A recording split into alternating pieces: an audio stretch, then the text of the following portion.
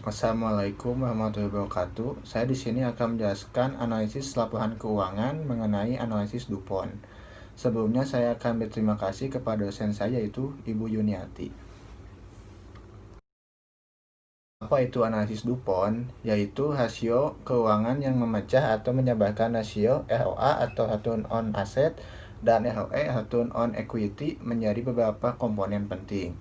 Dan juga DuPont Analysis merupakan metode analisis yang dicetuskan oleh DuPont Corporation. Pengembangan metode DuPont Analysis dilaksanakan pada tahun 1920 oleh perusahaan tersebut. DuPont Analysis dinilai berguna untuk menghindari kesimpulan yang menyesatkan dalam hal analisis keuntungan perusahaan. Untuk mempertajam analisis DuPont, pengembangan analisis yang memisahkan profitabilitas dengan pemanfaatan aset atau asset utilization. Analisis ini menghubungkan tiga macam rasio sekaligus, yaitu yang pertama ada ROA yaitu return on asset, yang kedua ada profit margin, yang ketiga ada perputaran aktiva. ROA bisa dipecahkan sebagai berikut. ROA sama dengan profit margin dikali perputaran aktiva. ROA dipengaruhi oleh profit margin dan perputaran aktiva untuk menaikkan ROA. Suatu perusahaan bisa memilih dengan menaikkan perputaran aktiva dan mempertahankan profit margin, atau dengan cara menaikkan keduanya. Untuk perusahaan ABC, perincian ROA bisa dilihat sebagai berikut. Di sini ROA-nya adalah 6,31%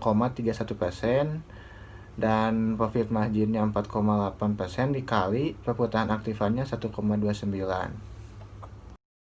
Tersebut, ROA perusahaan hampir sama dibandingkan dengan ROA industri.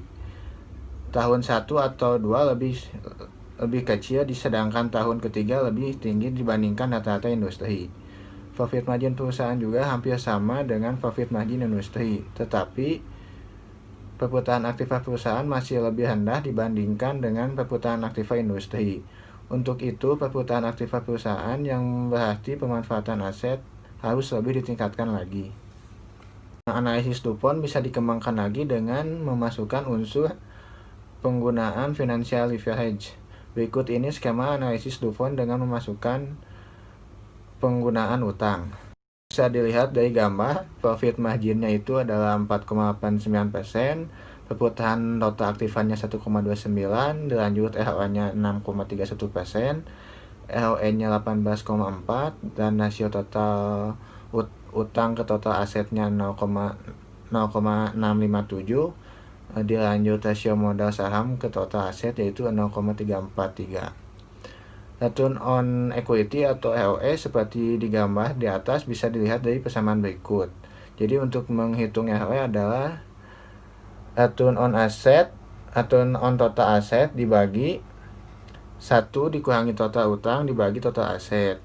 Jadi ROE sama dengan 6,31% dibagi 1 dikurangi 0,657 sama dengan 18,4%.